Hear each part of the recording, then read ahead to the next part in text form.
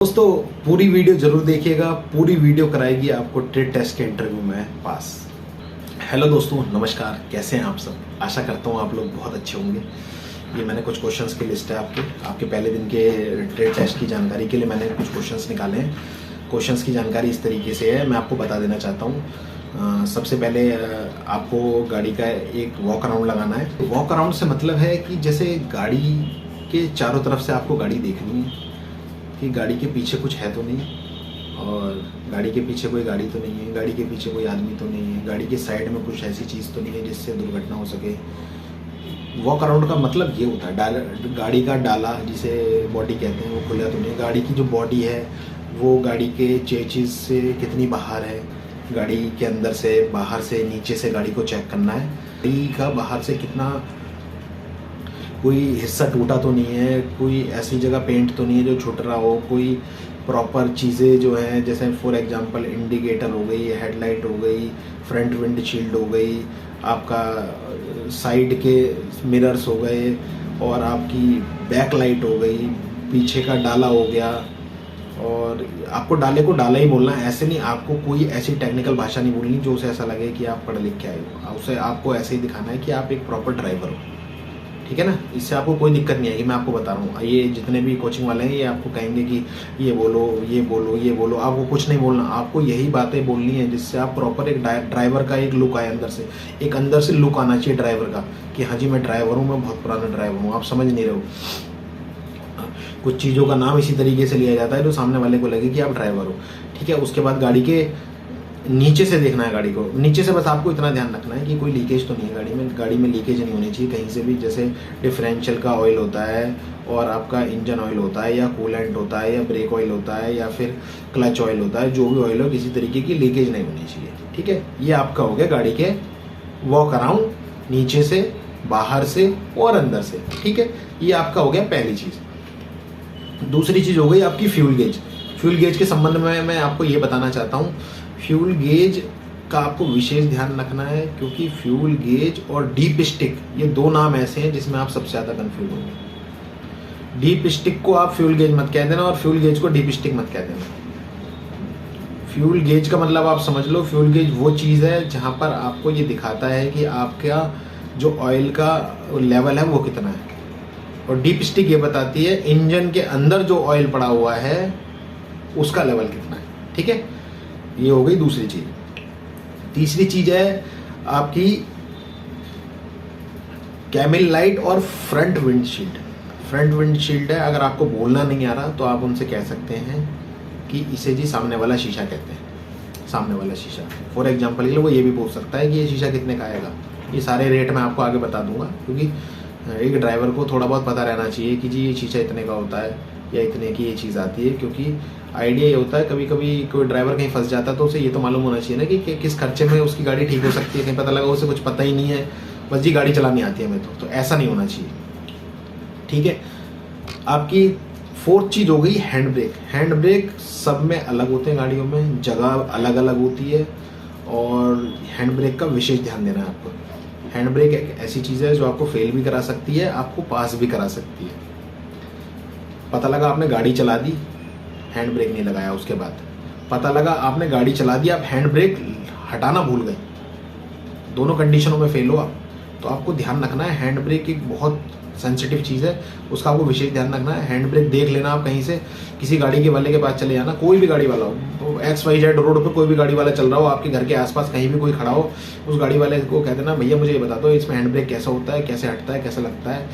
एक hand brake होता है छोटा सा, उसके ऊपर जैसे गोल सा लगा हुआ होता है, गोल होता है, उसे बस दबाओ, पीछे कर दो, दबाओ, आगे कर दो। आगे अगर हैंड ब्रेक है इसका मतलब होता है गो, पीछे है इसका मतलब है डाउनफॉल में है, वो बंद है।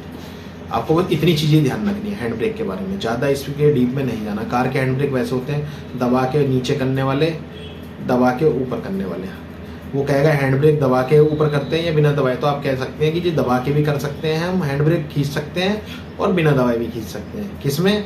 जिसमें एयर प्रेशर नहीं होता, उन गाड़ियों में हम दबा के या बिना दबाए कैसे भी खींच सकते हैं।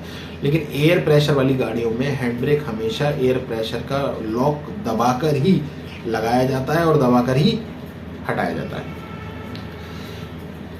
आपकी पांचवी चीज आ गई आपकी स्पीडोमीटर, ओडोमीटर और टैकोमीटर। वो आपसे ये पूछ सकता है जी स्पीडोमीटर क्या होता है, तो आपको यही बताना है। स्पीडोमीटर जी वो होता है जो हमें ये बताता है कि हमारी गाड़ी कितने किलोमीटर प्रति घंटा चल रही है, बस इससे ज़्यादा कुछ आपको जवाब नहीं देना। ओडोमीटर क्या होता है जी, ओडोमीटर हमें ये बताता है कि जो हमारी गाड़ी है वो कितने किलोमीटर चल चुकी है टोटल, कुल किलोमीटर।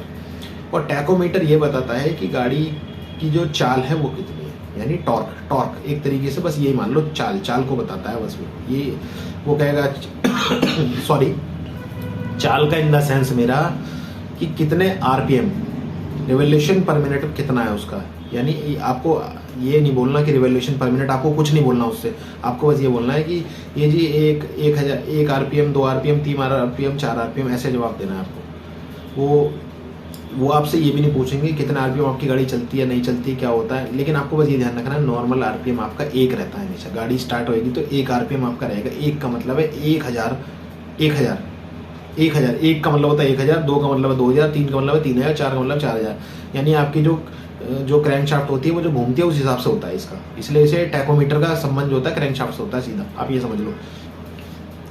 फिर आता है आपका छठी चीज आती है, आपको ये पता होना चाहिए आपका ट्रायल चाहे बस पे हो, चाहे ट्रक पे हो, चाहे एस मॉडल पे हो, चाहे 407 पे हो, चाहे 16-12 पर हो, चाहे 16-18 पर हो, चाहे 32 फुट पे हो, चाहे 22 फुट पे हो, चाहे किसी भी गाड़ी पे हो, आपको मोस्टली बस एक बार ना सब गाड़ियों का ये देख लेना है कि बोनट खुलता कैसे है। बेसिकली आपको पता होना चाहिए कि बोनट कैसे खुलेगा। अगर आपको ये जानकारी नहीं है कि आपका बोनट कैसे खुलेगा तो भी आप फंस जाओगे। जैसे गाड़ियों में क्या होता है, जब हम लीवर खींच देते हैं, लीवर खींचने के बाद फिंगर को डाल के उसे थोड़ा सा साइड करना पड़ता है और फिर उठाना पड़ता है तो गार खुलती है। इसलिए आपको कम से कम 10 से 12 बार कोई भी कार खोल के देख लेनी है। किसी भी कार वाले के पास जाओ, भैया मुझे बोनट खोलना सिखा दो, वो आपको बता देगा। भाई ऐसे उंगली डालो, हल्का सा उठाओ, उठ जाता है। उंगली डाल के उसका लॉक खोलना पड़ता है पहले, फिर बहुत सारी जगह ऐसा होता है। ठीक है, तो आपको बोनट खोलना आना चाहिए। आपको ये पता होना चाहिए कि बोनट कहाँ से खुलेगा। सबसे बड़ी बात, बोनट खोलना आना चाहिए और बोनट कहाँ से खुलेगा ये बात आपको पता होनी चाहिए। एक आपको मेरा 7वां पॉइंट है, एक आपको ये जरूर पता होना चाहिए कि गाड़ी में चढ़ने का तरीका। गाड़ी में चढ़ते समय कभी भी स्टीयरिंग नहीं पकड़ना। आपको गाड़ी में चढ़ते हुए कभी भी स्टीयरिंग नहीं पकड़ना। लेफ्ट पैर आपको यानी उल्टा पाँव पहले रखना है। उसके बाद पकड़ने की जगह गाड़ी के अंदर दी होती है, 2 हुक से होते हैं, उन्हें पकड़ना है।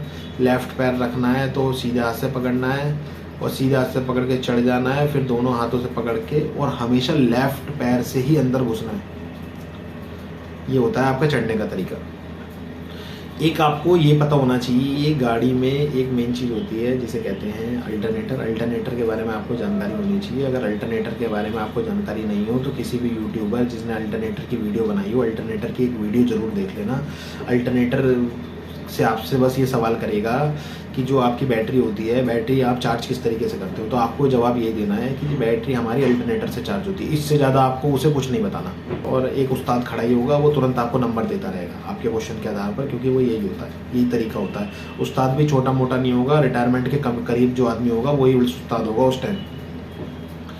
ठीक है दोस्तों, तो ये मैंने कुछ चीज़ें आपको बताई हैं जो आपके बहुत ज़्यादा काम आने वाली हैं। मैं आपको अभी भी कहना चाहता हूँ कि आपको अपने आप को ड्राइवर ही दिखाना है। आपको अपने आप को कोई मैकेनिक, आपको अपने आप को कोई सुरता, समझते हो सुरता, कि जी मुझे तो सब कुछ पता है, ऐसा नहीं दिखाना है। अगर आप ऐसा दिखाओगे तो आप खतरे की घंटी में आ जाओगे।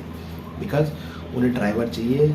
आपको पोलार्ड को पोलार्ड नहीं बोलना, आपको पोलार्ड को ये बोलना है जी प्लास्टिक के खंभे या मोमबत्ती, या फिर जी वो रोड के जो साइड में लगे रहते हैं। पोलार्ड नहीं बोलना। अगर आप पोलार्ड बोलोगे वो कहेगा इसे बहुत जानकारी है, बहुत पढ़ा लिखा है, तो आप इस बात को समझ जाओ।